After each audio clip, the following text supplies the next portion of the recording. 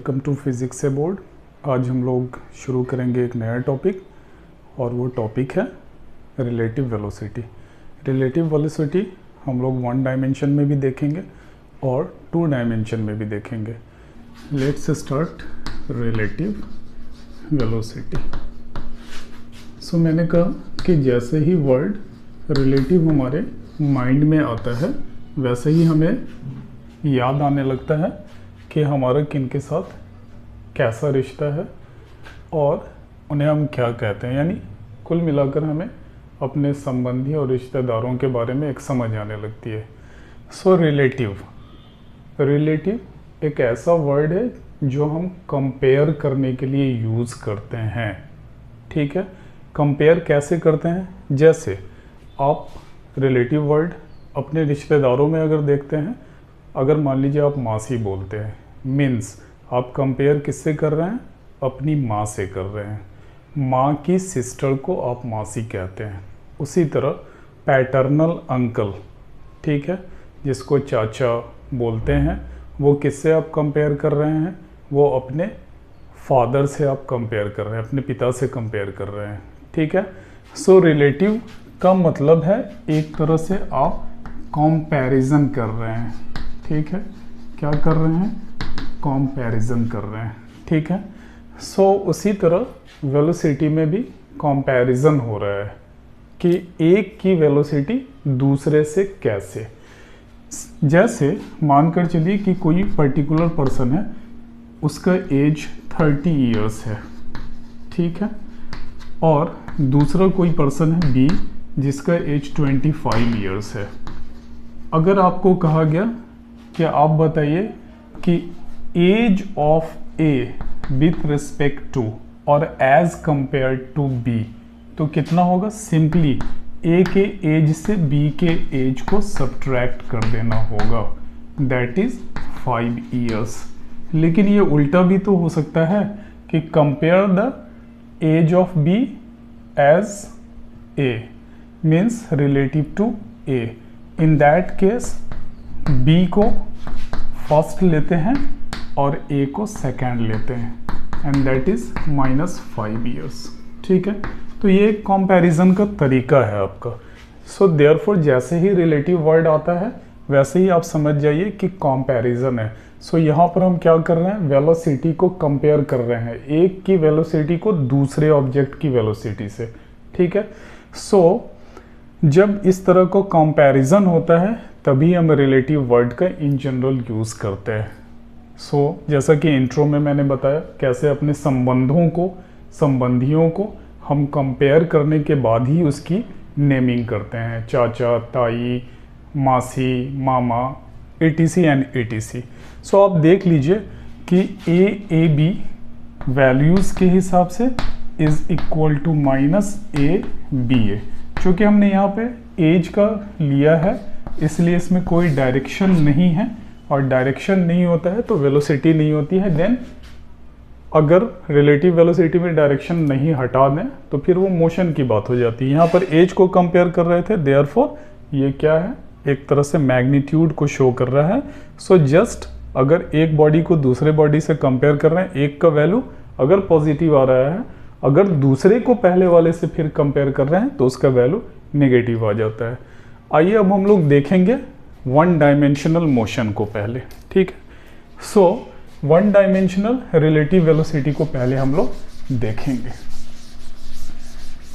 ऐसा बहुत बार सिचुएशन आता है कि आप किसी सड़क पर जा रहे हैं और वहाँ आसपास में बहुत सारी कार चल रही है, आप पैदल ही हैं।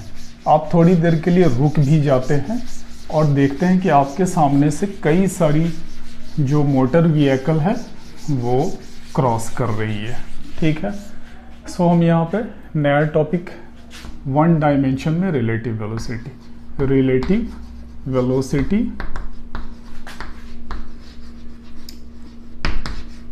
किसके लिए? 1 डायमेंशन के लिए लिखते हैं।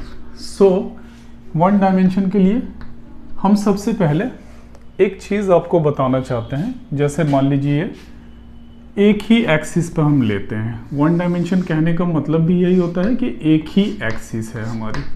सो मानकर चलिए कि ये हमारी सड़क है, उस सड़क के ऊपर एक कार ये जा रही है, ठीक है, और दूसरी कार उसके आसपास, ठीक है। ये दूसरी पहली कार बी है जो यहाँ आगे की तरफ जा रही है, ठीक है, और एक कार और है उसी सड़क पर, ठीक है। वो कार इस बार उससे थोड़ी पीछे है और वो यहाँ से जा रही है, दोनों एक ही डायरेक्शन में जा रही है। Okay, this is car A और एक ही सड़क पर है दोनों, और आप यहाँ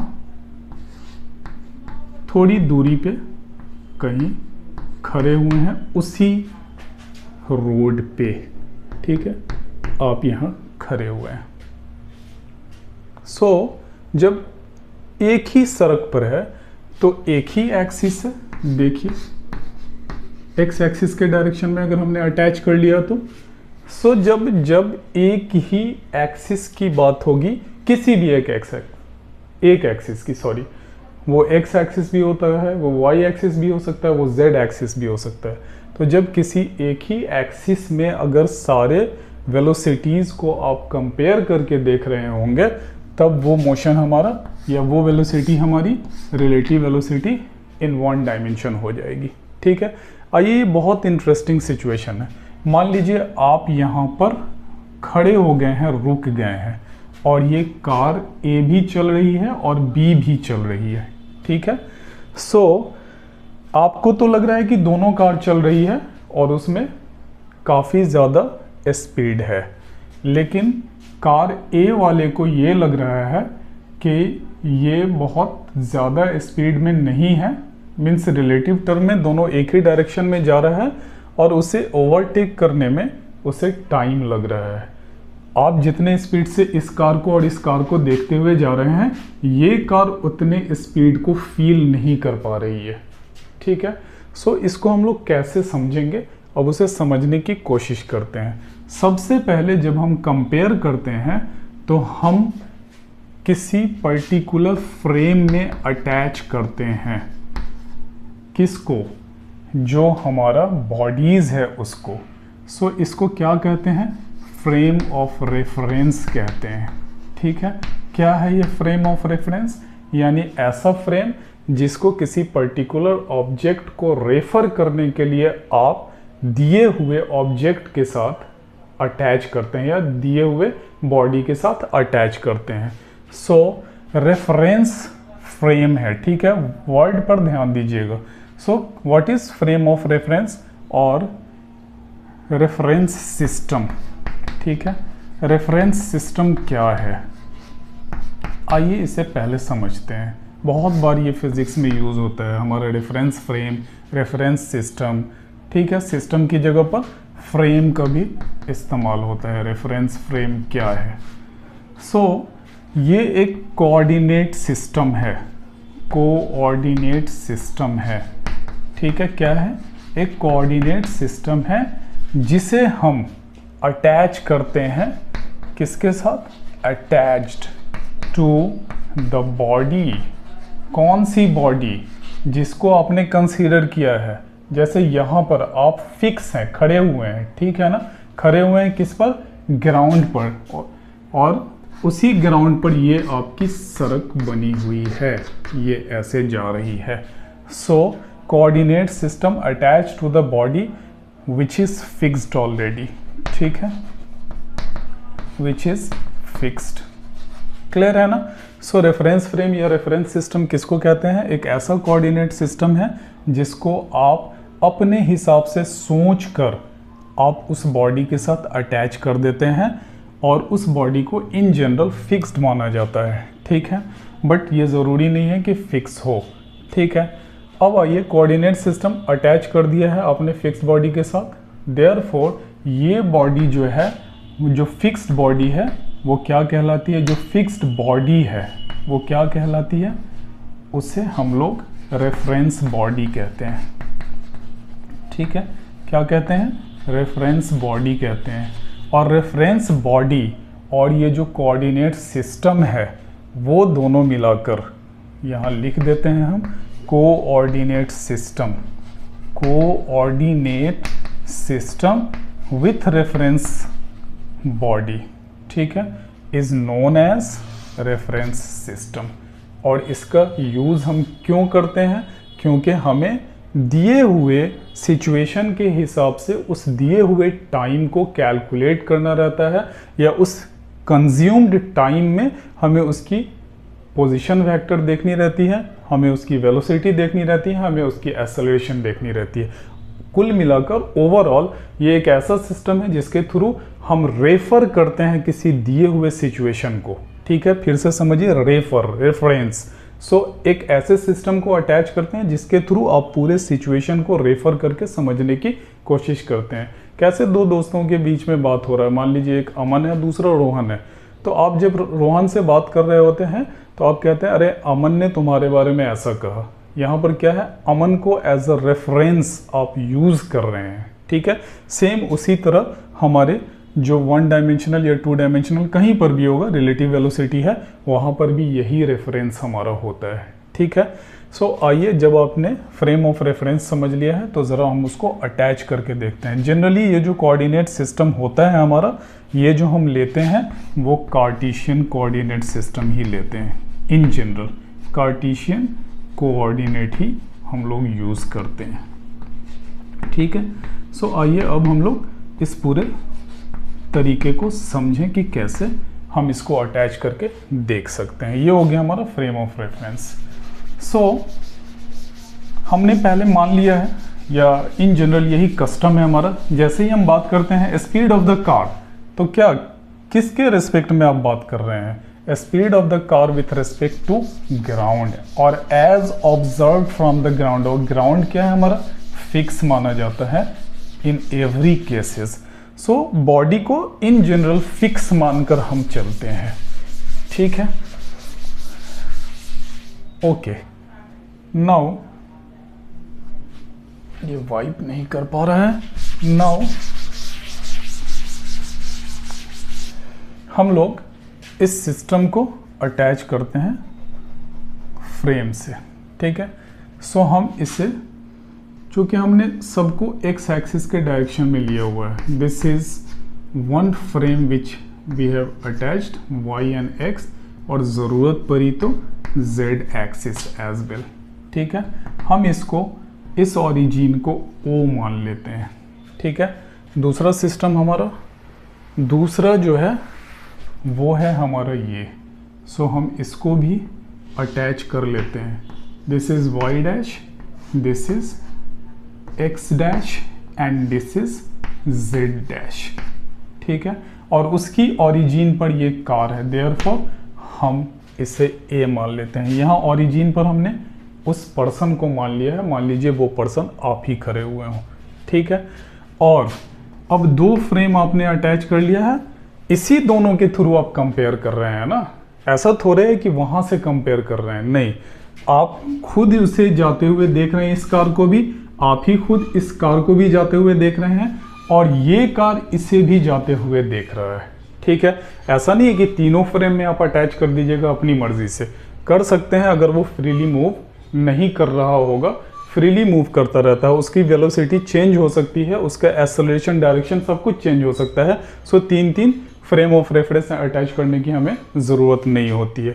सो पहला जो आपने फिक्स माना है और उसके कंपेयर में ये चल रहा है, और ये भी इसे ऑब्जर्व कर रहा है कि वो भी मूव कर रहा है, ठीक है।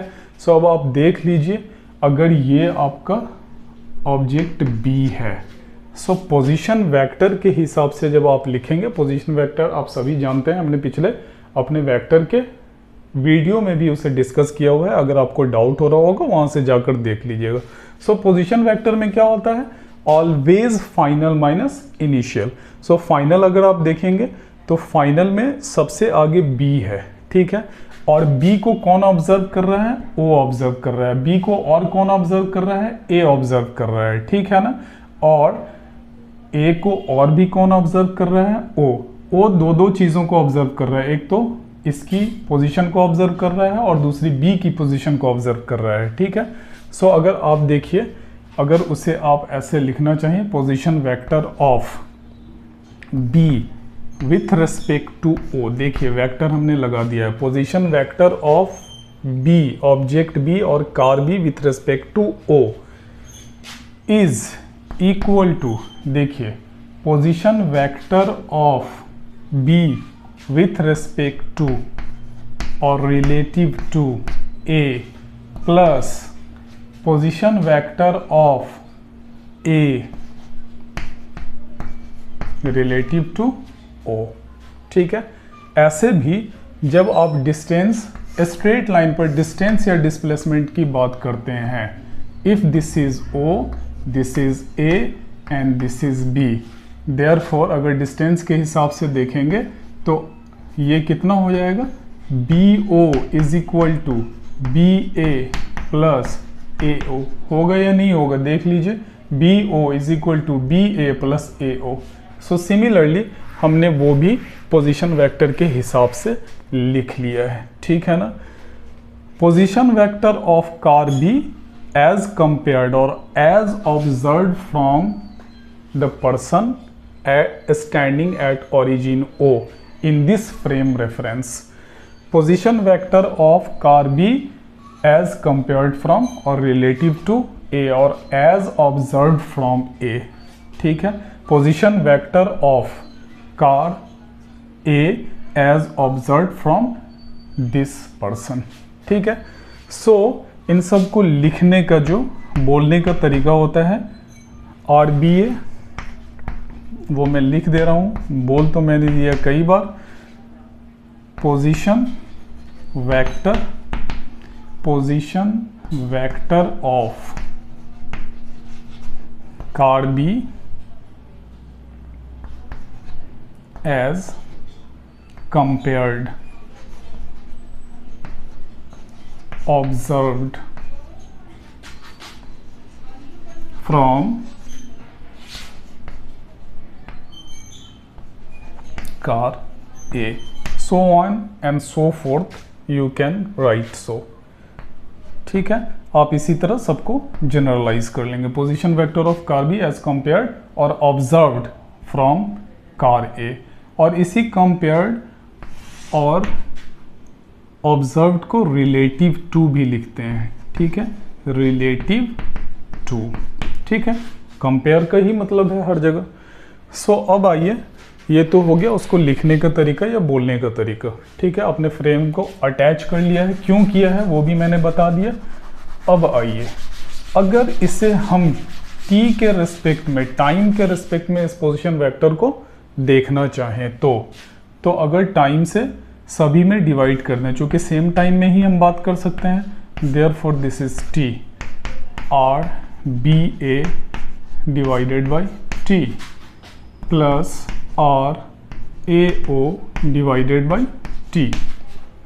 क्या हो गया ये, अब वेलोसिटी वेक्टर के फॉर्म में आ गया ये, velocity of the given object B और car V with respect to the observer, O for observer, and this is velocity of car B relative to A plus velocity of car A with respect to or relative to the observer। ये हमारा relative velocity in one dimension है, ठीक है।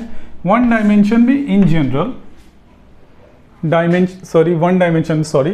One dimension में in general हमें पता होता है कि डायरेक्शन क्या है, देयरफॉर हर बार ये वेक्टर नहीं लिखकर हम लोग उसके सिर्फ मोशन के बारे में भी बात कर सकते हैं, यानी वेक्टर को हटाकर सीधे सीधे मैग्नीट्यूड के बारे में भी बात कर सकते हैं। सो देखिए, ये हमारा 1D का एक रिलेशन आ गया है। अब इसको थोड़ा सा हम चाहते हैं कि आगे पीछे करके भी देख लें। नाउ VBA, ओके, इस टर्म को यहीं छोड़ दे रहे हैं और इस टर्म को यहीं छोड़ दे रहे हैं, इसको लेकर इधर आ जा रहे हैं। Therefore this is how much, VBO minus VAO,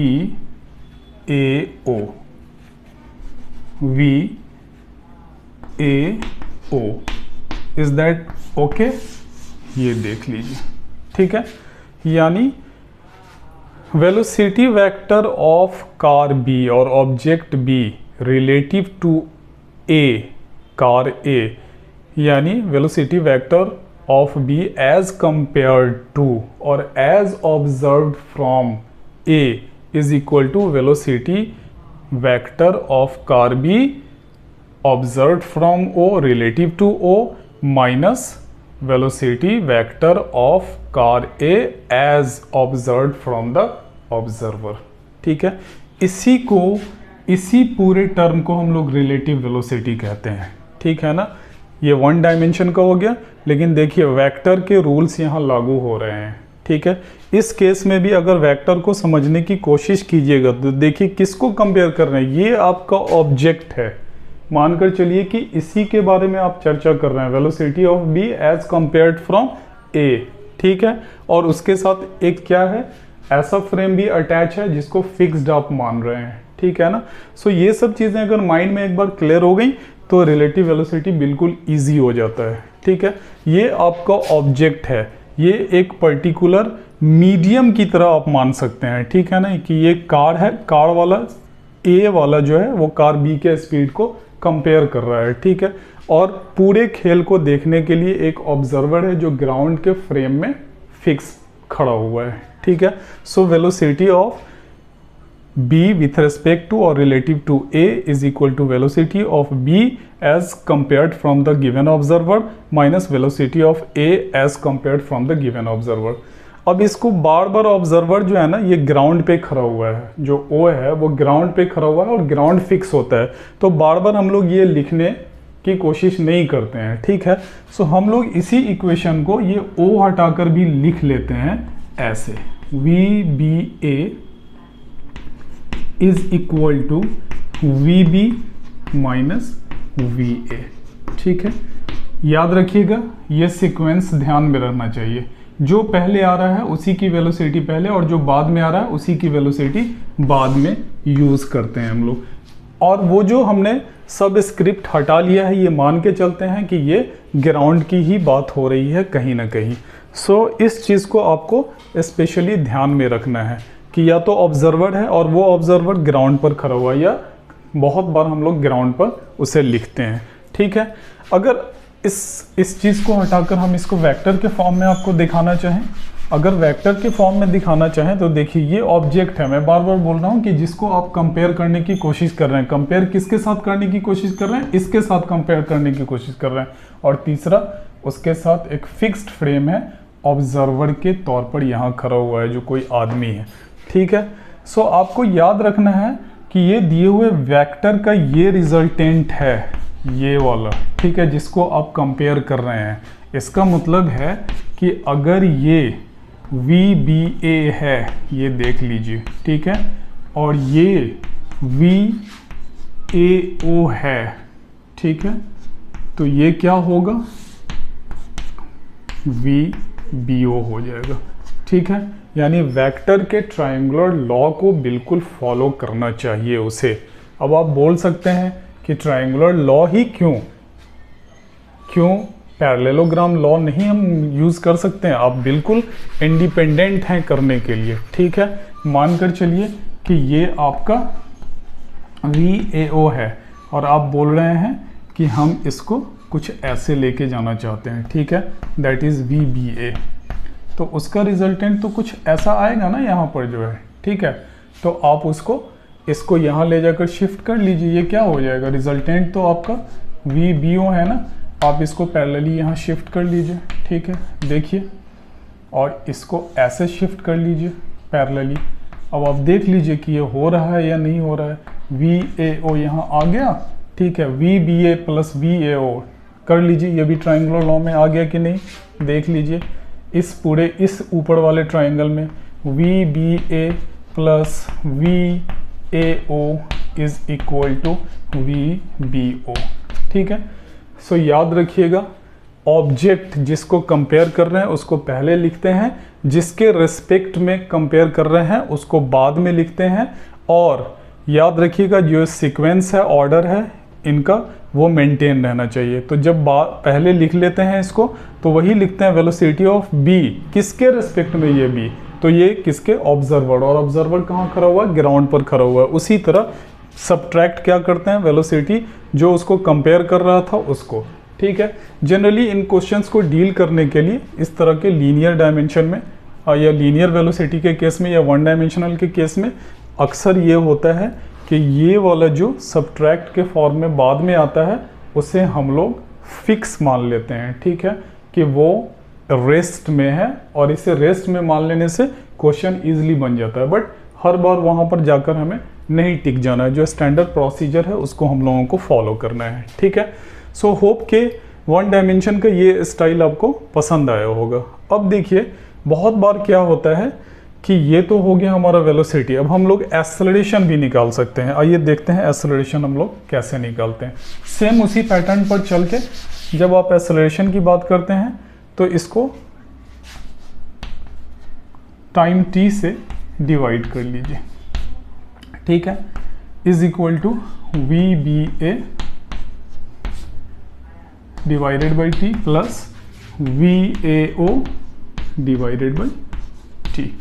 Therefore, now this is acceleration of object B as compared from the observer or ground is acceleration of B relative to A or as compared from the A or as observed from A, and this is acceleration of A as observed from the observer or ground, ठीक है। ये acceleration भी आप आसानी से निकाल सकते हैं, लेकिन चूंकि ये टॉपिक हमारे रिलेटिव वेलोसिटी का है तो हमें ज़्यादातर वहीं पर स्टिक रहना है, फिर भी नॉलेज तो हमें चाहिए ही ना। सो अब देखिए जो वन डायमेंशनल वेलोसिटी की बात करते हैं, रिलेटिव वेलोसिटी की बात करते हैं, ये एक्चुअली हमारा रिलेटिव है, ठीक है ना। ऑब्जेक्ट की वेलोसिटी को कंपेयर कर रहे हैं दूसरे ऑब्जेक्ट की वेलोसिटी से। सो यहाँ पर देखिए बहुत बार क्या होता है कि इन दोनों के बीच की वेलोसिटी किनके ऑब्जेक्ट ए की और ऑब्जर्वर के बीच की वेलोसिटी कांस्टेंट रखी जाती है, यानी वो एक्सेलरेटेड नहीं होती है, वो चेंज नहीं करती है। So if there is constant acceleration, constant velocity और यूनिफॉर्म वेलोसिटी, कांस्टेंट और uniform velocity between this object A and observer, यहाँ पर ऑब्जेक्ट ए क्या है, कार है, ऑब्जर्वर ओ, यहाँ पर एक आदमी को हमने ग्राउंड पर खड़ा किया हुआ है। If there is a constant और uniform velocity between A and observer O, then in that case अगर यूनिफॉर्म वेलोसिटी या कांस्टेंट हो जाती है तो एक्सेलरेशन उस केस में ज़ीरो हो जाता है, आपको पता होना चाहिए। मैग्नीट्यूड ये पूरा ज़ीरो हो गया। देयरफॉर अगर ऐसा होता है तो क्या हो जाएगा, A B O, acceleration of B as observe from the ground और the observer at the ground is equal to A B A. So in cases को आप बिल्कुल ध्यान में रखिएगा, बहुत बार ये आ जाता है आपको समझने के लिए। नेक्स्ट अब हम देखते हैं कि वन डायमेंशनल जो इस तरह का रिलेटिव वेलोसिटी होता है उसको आप कैसे डील कर सकते हैं। सो हम इस फ्रेम को नहीं हटा रहे हैं या इस सिचुएशन को भी नहीं हटा रहे हैं, ठीक है। अब आप समझिए थोड़ा सा कि हम क्यों नहीं हटा रहे हैं, सिर्फ हम इसको हटा ले रहे हैं। बहुत बार होता है कि आप जो है ग्राउंड पे ये कार चला रहे हैं, ठीक है, हम फ्रेम को थोड़ा वाइप करके मिटा दे रहे हैं, ठीक है। ये फ्रेम हमारा हटा लिया हमने, फ्रेम को हटा लिया। अब आप देखिए जब फ्रेम हमने हटा लिया, कार ए है, ठीक है, वो एक पर्टिकुलर वेलोसिटी से सड़क पे चल रही है, और कार बी है वो एक पर्टिकुलर वेलोसिटी से वहाँ पर चल रही है, ठीक है। मान लीजिए ये UA है और ये UB है, ओके। इसका कुछ एक्सेलरेशन दिया हुआ है, वो AA है, और इसकी भी कुछ एक्सेलरेशन दी हुई है, वो AB है, और उनके बीच का डिस्टेंस x है, ठीक है, और दोनों एक ही रोड पर चलते हुए चले जा रहे हैं। सो इस केस में दो तरह का क्वेश्चन आ जाता है, ठीक है, कि कितना टाइम लगेगा जब कार ए कार बी को ओवरटेक कर लेगा, ठीक है, कितना टाइम लगेगा जब कार ए कार बी को ओवरटेक कर लेगा, ठीक है ना। और दूसरा क्या है कि वो डिस्टेंस दोनों के बीच में मिनिमम कितना है, minimum distance between these two, ठीक है। सो ये अगर देखें तो दो ऑब्जेक्ट के सेम लाइन पर वेलोसिटी को शो कर रहा है। इसके लिए हमें बहुत ज़्यादा मेहनत करने की ज़रूरत नहीं है। अक्सर होता है कि इस तरह के क्वेश्चन को सॉल्व करने के लिए किसी एक की वेलोसिटी को ज़ीरो मान लेते हैं, ठीक है। मानकर चलिए कि अगर आप लिख रहे हैं, इस तरह का कंपेयर कर रहे हैं वी ए बी, ठीक है, तो V A minus V B, ठीक है, यही है। मान के चलिए इस बार हम ए से बी को कंपेयर कर रहे हैं, ठीक है। सो दोनों हालत में आप कर सकते हैं, कोई बहुत बड़ा प्रॉब्लम नहीं है ये। या छोड़िए आप, चूँकि हमने यही बताया है V B A, therefore this is V B minus V A, okay. So this is, और हमने ये भी कहा है कि ये चूँकि वन डायमेंशनल है, डायरेक्शन हमें पता है कि एक्स एक्सिस के अलॉन्ग जा रहा है, तो ये वेलोसिटी वेक्टर नहीं लिखकर हम लोग सिर्फ उसके मैग्नीट्यूड के हिसाब से भी इसे रिप्रेजेंट कर सकते हैं। देयरफॉर इस केस में हमें निकालना पड़ता है initial velocity U A B, okay, that is equal to U B A, okay. So U B A is equal to U B minus U A, value दिया हुआ है, यहाँ पुट कर लीजिए। उसके बाद एक्सेलरेशन आपको निकालना रहता है A B A, that is A B minus A, value दिया हुआ होगा क्वेश्चन में, आप उसे पुट कर लीजिए। अब आपके पास ये दो ऑब्जेक्ट से एक ऑब्जेक्ट में कन्वर्ट कर गया है, ठीक है। अब आपको क्या करना है, इक्वेशन ऑफ मोशन है आपके पास तीन, उनको यूज कर लीजिए। कौन कौन है, ठीक है, V A B is equal to V is equal to U plus A T. So हम बार बार ए बी लिख रहे हैं, वी बी ए चूँकि हमने केस माना हुआ है शुरू से वही। So V B A is equal to U B A plus A B A into T, ठीक है। दूसरा क्या हो जाएगा, बी ए आप लिख रहे हैं बार बार, हम इसको और भी अच्छा फॉर्मेट में ले जाते हैं। S B A is equal to U T means U B A into T plus half A B A into T square, ठीक है। अब ये वन बॉडी प्रॉब्लम में आपने कन्वर्ट कर लिया, टू बॉडी का था, आपने इसके थ्रू उसको वन बॉडी प्रॉब्लम में कन्वर्ट कर लिया। और तीसरा इक्वेशन है आपका, ठीक है, क्या हो जाएगा, V B A square is equal to U B A square plus 2ab and the distance ba between them is s और x यहाँ पर हमने कितना माना हुआ है, that is x, ठीक है। V square is equal to U square plus 2as।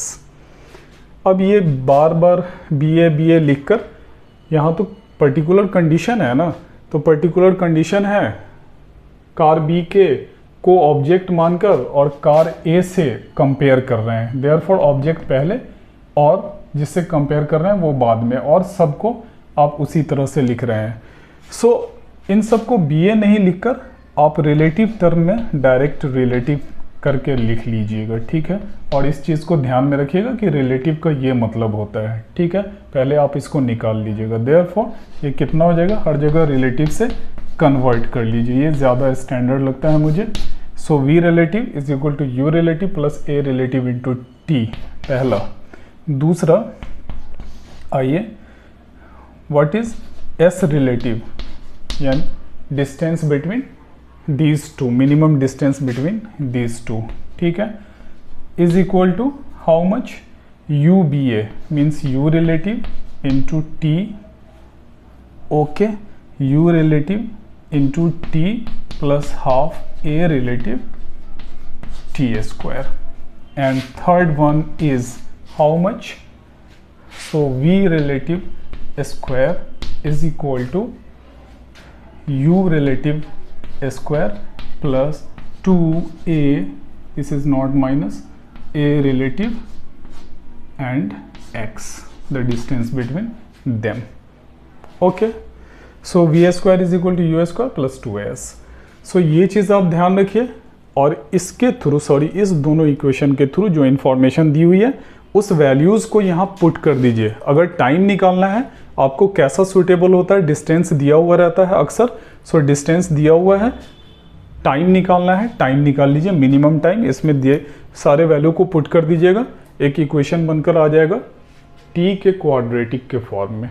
ठीक है, उससे t का 2 रिजल्ट आ जाएगा, 2 रूट्स आ जाएगा, एक रूट वैलिड होगा, दूसरा इनवैलिड हो जाएगा, और वहाँ से वो मिनिमम टाइम ऑफ ओवरटेकिंग आप आसानी से निकाल सकते हैं। ठीक है, means how much time it will take to overtake the another car.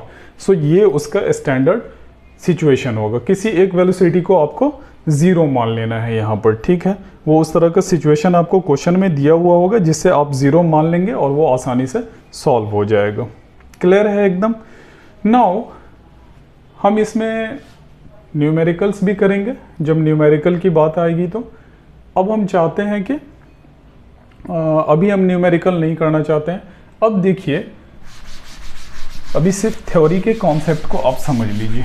ठीक है, हमारे बीच वो एस बी ए के बीच में कितनी दूरी है, यानी डिस्टेंस और displacement of B with respect to A is equal to S, sorry यहीं लिख देते हैं, दिस इज एक्स, ये गिवन है। ठीक है, देयरफॉर इसको लिख सकते हैं S B minus S A is equal to X. Therefore S B is equal to how much, X plus S A. ठीक है, ये सब इंफॉर्मेशन आपको यूज़ कर लेना है एक इक्वेशन को बनाते हुए उस टाइम में। सो आपको B की डिस्प्लेसमेंट भी मालूम हो जाएगी once you have got the displacement of A। आसानी से ये सब चीज़ें आप 2 बॉडी को 1 बॉडी में कन्वर्ट करके कर सकते हैं, और 1 बॉडी में कन्वर्ट करने का सिंपल तरीका यही है। ठीक है, कि आप एक ये है, दूसरा एक्सेलरेशन है। ठीक है, दोनों को आप यूज़ करके यहाँ velocity of B with respect to A निकाल लीजिए। वो इनिशियल वेलोसिटी हो सकती है, वो फाइनल वेलोसिटी हो सकती है। वो एक्सेलरेशन निकाल लीजिए, acceleration of B with respect to और रिलेटिव टू ए, और ये दोनों निकाल कर, और चूँकि ये 1 डायमेंशन में है इसलिए वेक्टर हटाकर सीधे आप सब्ट्रैक्ट कर लेंगे। वो एक पर्टिकुलर एक्सिस की तरफ जाता हुआ आपको मालूम है पहले से।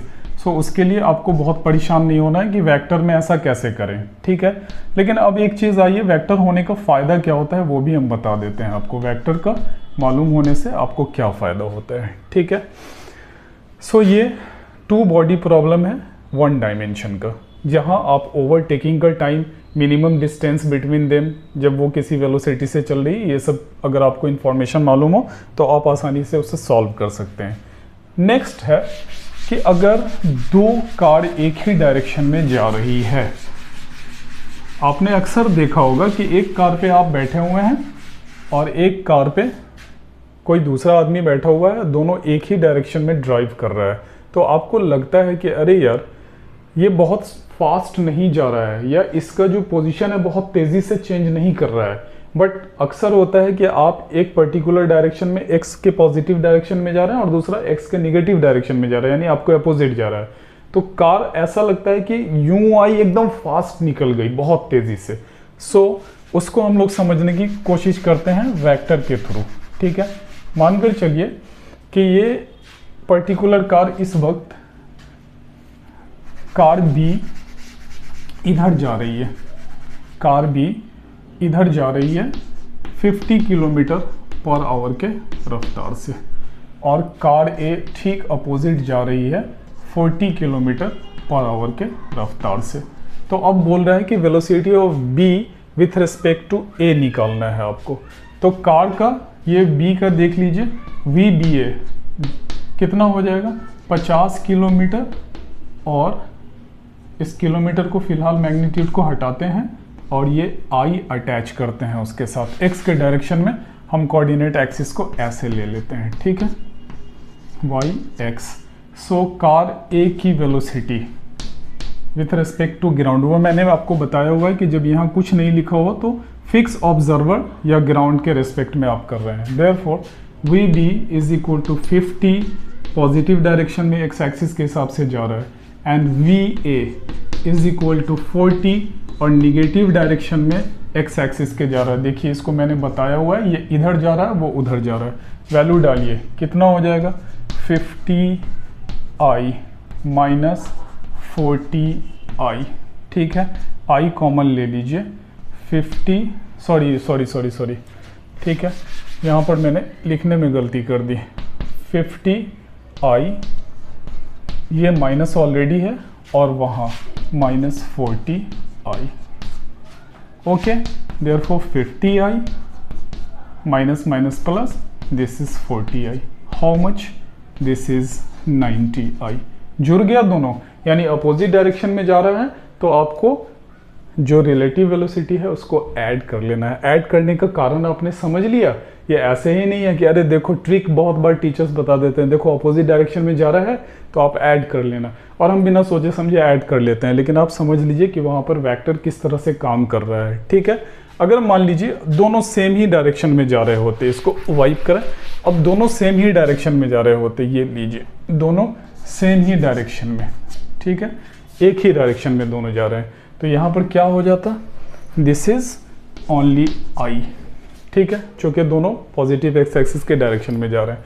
Therefore this is 50i minus, and ये अक्सर जैसे मुझसे भी गलती हो जाती है अक्सर कि मैं वो वहाँ पर ध्यान नहीं देता हूँ और माइनस को डायरेक्ट लिख देता हूँ और वो गलती हो जाती है। इसलिए आप जब भी ये सेकेंड वाला सब्ट्रैक्ट या ऐड करें ना, उसे ब्रैकेट में ले लें उसके वैल्यू के निगेटिव और पॉजिटिव के हिसाब से, तब वो गलती नहीं होगी।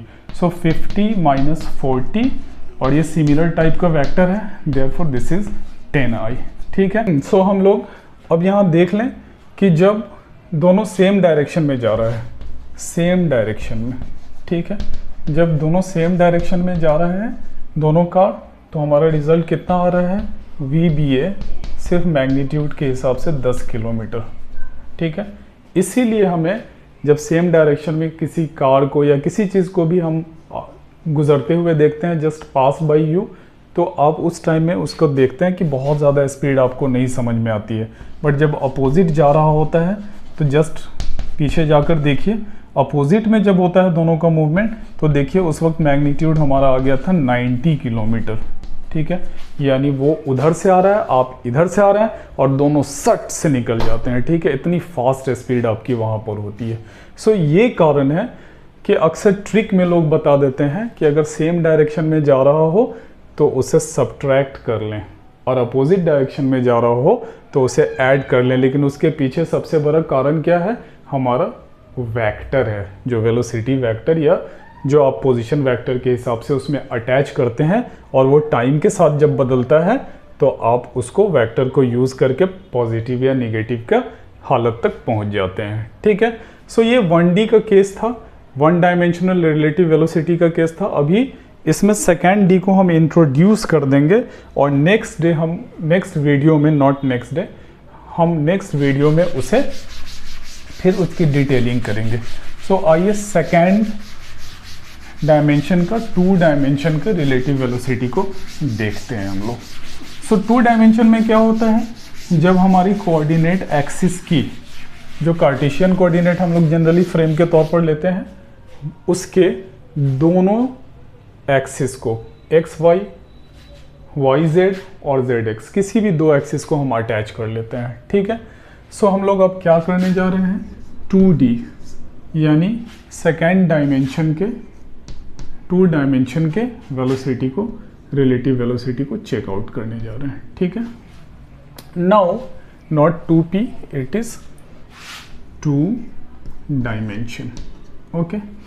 सो अब आइए रिलेटिव वेलोसिटी के 2 डायमेंशनल में बहुत सारे केसेस आपको मिलते हैं। हम 2-3 केसेस आपके साथ शेयर करना चाहते हैं। लाइक कि एक रेलवे की बॉगीज जा रही है, ठीक है, रेलवे की बॉगीज के ऊपर जैसा कि अक्सर हॉलीवुड की फिल्मों में होता है, ठीक है। रेलवे की बॉगीज़ के ऊपर कोई जो कॉन मैन है वो भागा जा रहा है, ठीक है, वो यहाँ है,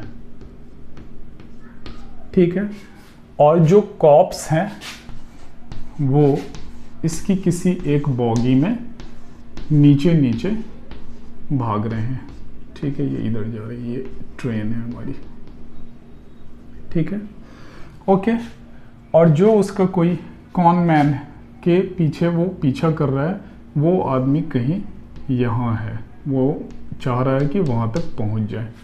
और आप सारे खेल को कहाँ से देख रहे हैं? ग्राउंड पर से खड़े होके देख रहे हैं। ये हैं आप, और आप फुल्ली एंजॉय कर रहे हैं। आप कहाँ खड़े हुए हैं? ग्राउंड पर फिक्स्ड हैं, खड़े हुए बिल्कुल, ठीक है। सो ये कौन है? ये कोई पर्सन है, कॉन मैन, हम इसको पर्सन पी नाम देते हैं, ठीक है। ये कोई जो उसका पीछा कर रहा है उसको हम पर्सन ए नाम दे रहे हैं, ये ए है, ठीक है। और यहाँ जो ऑब्जर्वर खड़ा हुआ है उसको हम ओ नाम दे रहे हैं, ठीक है। अब आप समझ जाइए, यहाँ पर एक्सिस तो चेंज हो गया ना। मान के चलिए कि ये दोनों हो सकता है कि एक ही एक्सिस पे जा रहा हो आपके दिमाग के हिसाब से, लेकिन ये तो खुद को चेंज कर लिया, उस एक्सिस के अलॉन्ग नहीं है ये जो है, ठीक है। सो सबसे पहले यहाँ एक फ्रेम अटैच कर देते हैं, किसके साथ? इस पर्टिकुलर ऑब्जर्वर के साथ, ठीक है। इस पर्टिकुलर ऑब्जर्वर को एग्जैक्टली इसके ओरिजिन पे ले लेते हैं। This is Y, this is X and this is. सारा खेल किसका है? ये कॉन मैन का है, जो पर्सन का है, जो भाग रहा है ऊपर, ठीक है। सो किसको ऑब्जर्व कर रहे हैं आप लोग? आप उस पर्सन को ऑब्जर्व कर रहे हैं, या तो इसके थ्रू ऑब्जर्व कर रहे हैं या इसके थ्रू ऑब्जर्व कर रहे हैं। सो एक फ्रेम यहाँ भी अटैच कर लें, चूंकि इसके थ्रू आप ऑब्जर्व कर रहे हैं। Therefore this is X dash, this is Y dash, and हम इसकी ओरिजिन को ए मान रहे हैं, इस पर्सन की, ठीक है। कोई पर्सन है वो, ठीक है। Now X dash Y dash, और जिसको ऑब्जर्व कर रहे हैं वो तो दोनों फ्रेम के हिसाब से, दोनों ऑब्जर्वर के हिसाब से वो है, ठीक है। सो आइए इसको यहाँ अटैच करते हैं। ये रहा हमारा पोजीशन वेक्टर, दिस इज, ठीक है। इसको यहाँ अटैच करते हैं, ओके। और फाइनली इस पर्सन को कहाँ से अटैच कर लेते हैं? यहाँ से अटैच कर लेते हैं, ऑब्जर्वर के फ्रेम से अटैच कर देते हैं। सो आप देखिए कि ये जो ट्रेन चल रही है, ट्रेन मूविंग है, उसके अंदर जो ऑब्जेक्ट है वो, और ये भाग रहा है, चल रहा है, वो भी चल रहा है उसके ऊपर, ठीक है। तो इसके मूवमेंट को ये भी ऑब्जर्व कर रहा है और इसके मूवमेंट को ये भी ऑब्जर्व कर रहा है, लेकिन साथ में ये ऑब्जर्वर इस ट्रेन के अंदर इस आदमी को भी ऑब्जर्व कर रहा है। सो हमारा कुल मिलाकर 2 फ्रेम हो गया, और उसके हिसाब से, ठीक है। सो हम इसको ए नाम नहीं देके हम यहाँ पर इसका नेमिंग अलग कर देते हैं, ट्रेन नाम दे देते हैं, ठीक है। क्या नाम दे देते हैं? ट्रेन के अंदर ऑब्जर्वर है, उसको ट्रेन नाम दे देते हैं, और उसकी ओरिजिन को, ये उस ओरिजिन को हम लोग टी मान लेते हैं। ये जो है हमारा टी हो गया, ठीक है। Now velocity of the given person with respect to T, ठीक है। पहले पोजीशन वेक्टर लिख लीजिए जैसे पीछे लिखे थे, किसके? पहले ऑब्जर्वर के थ्रू। सो आर पी ए यानी position vector of P relative to A और as observe from A is equal to R, sorry not A, it is again. अब चलिए इसके पोजीशन वेक्टर्स को लिख लीजिए। R P O is equal to, ये देख लीजिए हमारा ट्रायंगुलर लॉ काम कर रहा है, is equal to R P and this is train, okay, plus R train with respect to the observer, ठीक है। टाइम के रेस्पेक्ट में जैसे ही इसको लेकर चलेंगे, this will become equal to V, time से उसको जस्ट डिवाइड कर दीजिए for the given time, and this is V P T plus V train with respect to the given observer. और ये बहुत बार ग्राउंड रहता है, आप ओ की जगह पर जी भी लिख सकते हैं, कोई इशू नहीं है। मैं चूंकि यहाँ ओरिजिन इसका ऑब्जर्वर का ओ लेके चल रहा हूँ, ट्रेन का टी लेके चल रहा हूँ, और ये जो दिया हुआ कॉनमैन है उसका पर्सन पी लेके चल रहा हूँ। Therefore velocity of the given person as observed from the T means कितना हो जाएगा, V P T is equal to V P, देख लीजिए सब्ट्रैक्ट, सिंपल सब्ट्रैक्शन कीजिए, माइनस वी टी यू, यही आपकी रिलेटिव वेलोसिटी है। Is it clear? अब इसको आप चाहें एक्सेलरेशन में चेंज करना तो A P T is equal to A P O minus A T O. Is it clear और नॉट? सो ये हमारा एक्सेलरेशन रिलेटिव और वो वेलोसिटी रिलेटिव। नाउ आप इन सब चीज़ों को समझने के लिए क्लियरली आपने देखा कि ये एक मूविंग क्या है, मीडियम है। ट्रेन एक मूविंग मीडियम है जिसके ऊपर वो ऑब्जेक्ट, एक कॉनमैन या कोई भी पर्सन भाग रहा है, और नीचे ग्राउंड पर खड़ा हुआ एक ऑब्जर्वर जो कि फिक्स है, वो इन सब सारी चीज़ों को देख रहा है। सो कितनी आसानी से आपने इस रिजल्ट को निकाल लिया। अब एक दूसरा कंडीशन देख लीजिए। दूसरे कंडीशन में आप देखिए कि रिवर है, ये आपकी रिवर है, ठीक है, और रिवर में ये आपका जो वाटर का फ्लो है वो कुछ इस तरह से हो रहा है, ठीक है, ये इस तरह से वाटर का फ्लो यहाँ पर दिख रहा है, ओके। और इसमें कोई पर्टिकुलर बोट या फिशरमैन या बोटमैन वो ऐसे चलता हुआ जा रहा है, इसके अंदर बैठा हुआ, ठीक है, और ये वाटर है जो फ्लो कर रहा है इस डायरेक्शन में, और आप कोई ऑब्जर्वर हैं जो ग्राउंड पर खड़े होके इन सब सारे सिचुएशन को ऑब्जर्व कर रहे हैं, ठीक है। सो मान के चलिए कि ये हमारा वाटर है, ये आप हैं, ये लीजिए मैंने इसको और इसको अटैच कर लिया। ये एक फ्रेम हमारा यहाँ पे है, ठीक है, ये frame y dash x dash and z dash, और दूसरा फ्रेम हमने ये अटैच किया है, ठीक है, यहाँ पे थोड़ा तिरछा हो रहा है ये, इसको और थोड़ा अच्छा कर लेते हैं, ठीक है। ये ऑब्जर्वर है हमारा, ये आप हैं खड़े हुए, जो ऑब्जर्वर हैं कहाँ खड़े हुए हैं, ग्राउंड पे खड़े हुए हैं। सो ये आप यहाँ पर आ गए, अटैच कीजिए इसको, ठीक है। ये फ्रेम x है, ये y है, ये z है, एक्सिस, ठीक है। सो ये हो गया आपका, ये हो गया, और ये आपका final, okay. So same situation है या नहीं है? सो यहाँ पर क्या है, हम इसे बोट का नाम देते हैं, इसी को कंपेयर करना है, इसको रिवर का नाम देते हैं, ठीक है, और इस ऑब्जर्वर को ओ का नाम देते हैं। आप चाहें तो ग्राउंड को भी लिख सकते हैं, नॉट बिग इशू।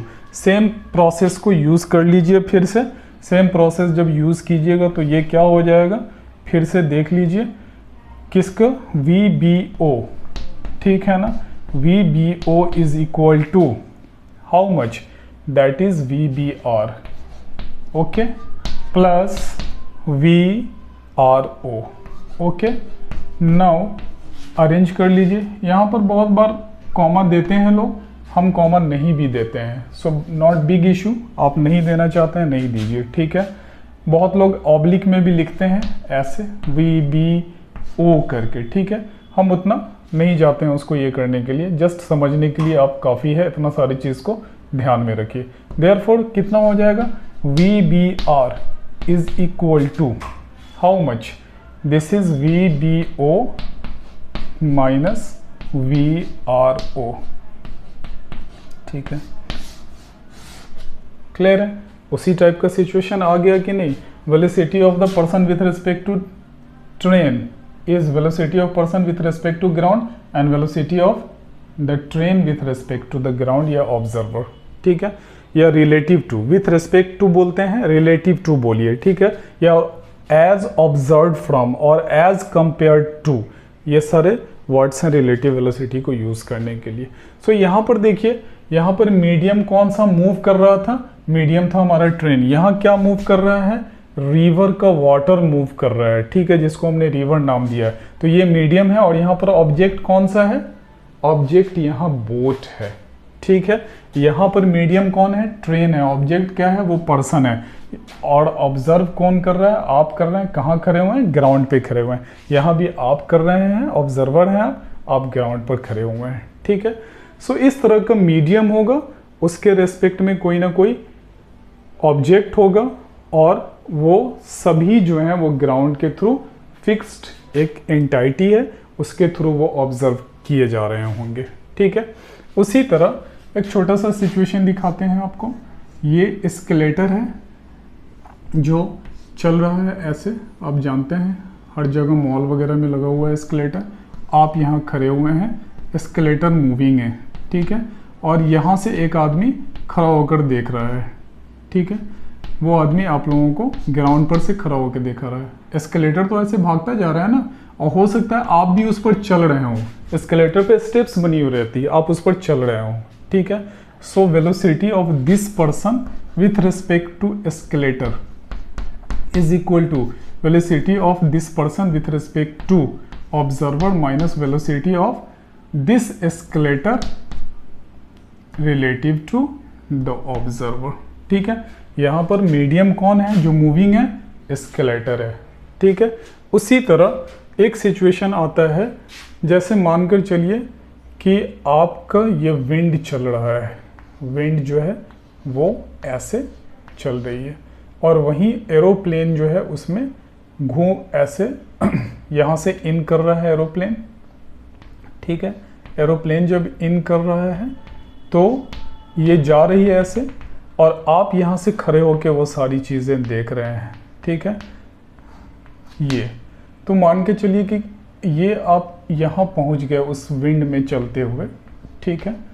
जब यहाँ पहुँच गए आप, तो देखिए एक तो आप विंड से कंपेयर कर रहे हैं, ठीक है, और फिर वहाँ से इसको, और ये फिर मिला लीजिए, ठीक है। आपका वेलोसिटी वेक्टर सही होना चाहिए, यानी पोजीशन वेक्टर सही होनी चाहिए। सो आपका ये क्या हो गया? ये एरोप्लेन हो गया, ठीक है। ये क्या हो गया? विंड हो गया, और ये क्या हो गया? ऑब्जर्वर हो गया। So velocity of aeroplane with respect to wind, ये देख लीजिए, ठीक है। Velocity of aeroplane with respect to wind is velocity of aeroplane with respect to the observer minus velocity of wind with respect to the observer. इस case में medium कौन है? Wind है, ठीक है। इस केस में मीडियम कौन है? विंड है। इस केस में मीडियम कौन है? वाटर है। इस केस में मीडियम कौन है? एस्केलेटर है। इस केस में मीडियम कौन है? मूविंग ट्रेन है, ठीक है। सो एक जो मूविंग चीज़ है वो हमारी मीडियम हो जाती है, ठीक है। क्लियर है या नहीं है? उसी तरह रेन और मेन के केस में, ये रहा आपका रेन सीधा सीधा गिर रहा है, ठीक है, और एक आदमी जो उस रेन में जा रहा है अभी चलते हुए, और आप कहीं से उसे ऑब्जर्व कर रहे हैं। तो इस बार मूविंग कौन है? इस बार मूविंग आप है, ठीक है। इसलिए आप मतलब ये ऑब्जर्वर तो हो सकता है आप हो, ये कोई चलने वाला आदमी है, तो मूविंग कौन है इस बार? तो ये पर्सन है जो उस रेन में चल रहा है, तो मीडियम कौन हो गया है इस बार? ये जो मूविंग पर्सन है। देयरफॉर यहाँ पर क्या हो जाएगा? Velocity of the given men with respect to the rain. So in all the cases आप समझ जाइए कि मीडियम कौन है आपका? जो मूविंग है वो मीडियम कहलाता है, ठीक है। सो अब हम इसको थोड़ा सा जनरलाइज करना चाहते हैं और इस वीडियो को यहीं फिनिश करना चाहते हैं। फिर आएंगे अगले स्टेज में जब, तो हर एक का डिटेल हम देखेंगे, या किसी एक का डिटेल देख लेंगे और उससे सबको जनरलाइज कर लेंगे, क्योंकि सिचुएशन सबकी एक जैसी फील हो रही है आपको। और याद रखिएगा 2 डायमेंशनल मोशन है ये, फिर हमको इसको फरकेट भी करना पड़ेगा। फरकेट करके एक सिचुएशन है, थोड़ा सा हम वो दिखला देते हैं, उसके बाद फरकेट पहले इसको क्लियर कर देते हैं। सो वेलोसिटी ऑफ, देखिए velocity of any object with respect to ground, इस बार हम ग्राउंड ही लिख देते हैं, ठीक है। Velocity of any object with respect to ground is equal to velocity of that object with respect to the given medium. ठीक है, हम इसको वर्ड में लिख देते हैं, ज़्यादा अच्छा रहेगा। Velocity of object with respect to ground, okay, is equal to velocity of object with respect to medium और relative to medium plus velocity of medium किसके रेस्पेक्ट में? ग्राउंड के रेस्पेक्ट में। ठीक है, अगर निकालना तो हमें यही है, यही हमारी रिलेटिव वेलोसिटी कहलाती है। Therefore velocity of object with respect to the medium is equal to velocity of object जो पहले होगा with respect to ground minus velocity of medium with respect to ground. ठीक है, ये वेलोसिटी वेक्टर ले लीजिए, यही आपका स्टैंडर्ड फॉर्मेट है। ये और ये अगर आपको याद रह गया, इसी से दूसरा ये निकाल लिया है, ये देख लीजिए। रिजल्टेंट हमारा हमेशा ये होना चाहिए, वेलोसिटी ऑफ जो ऑब्जेक्ट है with respect to ground, velocity of object with respect to ground, वो हमेशा हमारा रिजल्टेंट में होना चाहिए। और velocity of object with respect to medium और विथ रिस्पेक्ट टू मीडियम, और ये जो है velocity of medium with respect to ground, वो दो एरो कंसेक्यूटिव लगातार दो एरो होने चाहिए, जिसका एक का हेड जहाँ खत्म हो रहा है वहाँ दूसरे का टेल शुरू हो जाना चाहिए। ठीक है, so object with respect to medium and medium with respect to ground. So अगर ये रिजल्टेंट आप याद रखते हैं तो इसका क्वेश्चन बनाना डैम इजी हो जाएगा। ठीक है ना, बहुत इजी। सो आप देख लीजिए, ऑब्जेक्ट कोई भी हो सकता है, ऑब्जेक्ट में कोई भी हो सकता है और मीडियम में कोई भी हो सकता है, बाकी तो ग्राउंड तो फिक्स है, ऑब्जर्वर तो फिक्स है। मीडियम में क्या हो गया? रिवर हो गया। मीडियम में क्या हो गया? ट्रेन हो गया। मीडियम में क्या हो गया? एयर हो गया या विंड हो गया। ठीक है, विंड ही लिखिए, एयर लिखने से एरोप्लेन के साथ कंफ्यूजन हो जाता है। ठीक है, ऑब्जेक्ट में यहाँ क्या हो गया? बोट हो गया या बोट मैन हो जाएगा, फिशर मैन हो जाएगा, कोई पर्सन हो जाएगा। ठीक है ना, कुछ भी हो सकता है, एनी पर्सन और any thing, boat man, person, ठीक है, फिशर मैन, कोई भी। ठीक है, ट्रेन में क्या हो गया? कोई पर्सन हो गया, कोई कॉन मैन हो गया। ठीक है, विंड में क्या हो गया? एरोप्लेन हो गया। ठीक है, उसके बाद एस्केलेटर है, एस्केलेटर है, उसमें भी कोई पर्सन मूव कर रहा है। ठीक है, मीडियम में रेन आ गया, रेन, और उसमें भी कोई पर्सन चल रहा है। ठीक है, सो ये चीज़ ध्यान रखिए। और ये वाला जो हमने इसको लाइए घेर देते हैं। ठीक है, सो अगर ये दोनों चीज़ आपने ध्यान में रख ली है तो समझिए कि आपका क्वेश्चन और क्या है, ट्रायंगुलर लॉ हो या आप कहेंगे कि अरे हर बार वही क्यों, तो आप कर लीजिए ना, इसको चेंज कर लीजिए। किस में? Parallelogram law of vector addition में। ठीक है, सो आपका ये होना चाहिए velocity of object with respect to ground, and ये हो जाना चाहिए वेलोसिटी ऑफ एनी वन ले लीजिए object with respect to medium, या velocity of medium with respect to ground, और ये हो जाएगा velocity of object with respect to medium, यानी ये relative velocity with respect to medium. So या तो ट्रायंगुलर लॉ या पैरेललोग्राम लॉ, किसी में भी वो कन्वर्ट आसानी से कर जाना चाहिए। ठीक है, अब यहाँ पर हम रैप अप करेंगे, लेकिन आप कहेंगे कि टू डायमेंशनल का तो कोई असर यहाँ दिख नहीं रहा है, तो थोड़ा सा हम आपको दिखा देते हैं टू डायमेंशनल का असर। ठीक है, असर दिख जाएगा तुरंत। थोड़ा इसको वाइप करें, क्योंकि जब भी आप एक्स वाई एक्सिस के अलोंग किसी कंपोनेंट को आप तोड़ते हैं तभी जाकर वो पता चलता है। ठीक है, ये देखिए, ये आपका क्या है, पोजीशन वेक्टर के हिसाब से या वेलोसिटी वेक्टर के हिसाब से अगर आप देखें तो ये है velocity of P with respect to train. ठीक है, अब आप इसको किसी फ्रेम में जब अटैच करेंगे तो ये एंगल थीटा हो जाएगा। ठीक है, या लीजिए फ्रेश हम एक एग्जांपल आपको समझा देते हैं जिसका नेक्स्ट वीडियो में हम डिटेल करेंगे। फिर मान लीजिए ये रिवर है जो ऐसे चलते हुए जा रही है, ठीक है, इस डायरेक्शन में। अब कोई पर्सन है जो यहाँ ए से चलना चाहता है, ठीक अपोजिट बैंक पर बी पर पहुंचना चाहता है, ठीक है। तो जाहिर सी बात है अगर ऐसे शुरू करेगा तो ऐसे भाग जाएगा, ठीक है। तो थोड़ा सा उसको क्या करना पड़ेगा, ऐसे टेढ़ा होकर चलना पड़ेगा, इधर की तरफ प्रोजेक्ट करना पड़ेगा। तो this is velocity of the person with respect to the river, and ये क्या हो गई, वेलोसिटी ऑफ रिवर हो गई। ये हम मान लेते हैं कि हमारा एक्सिस है। देयरफॉर अगर दिस इज एंगल थीटा तो v पर्सन का देखिए y के डायरेक्शन में V P R cos theta हो गया, ठीक है, और x के डायरेक्शन में देखिए V P R sine theta हो गया। अगर ये हमारा एंगल विद द x और y एक्सिस के साथ, अगर हम इसी को y और इसको x मान लेते हैं तो, ठीक है। तो क्या हो गया, ये जो person with respect to river की जो वेलोसिटी है वो दो कंपोनेंट में टूट गई, एक y के डायरेक्शन में चली गई और x के डायरेक्शन में दूसरी चली गई। सो इसीलिए इसको 2D कहते हैं। बाकी वेक्टर के सारे रूल वैसे ही यूज होंगे जैसे कि औरों में होते हैं, ठीक है।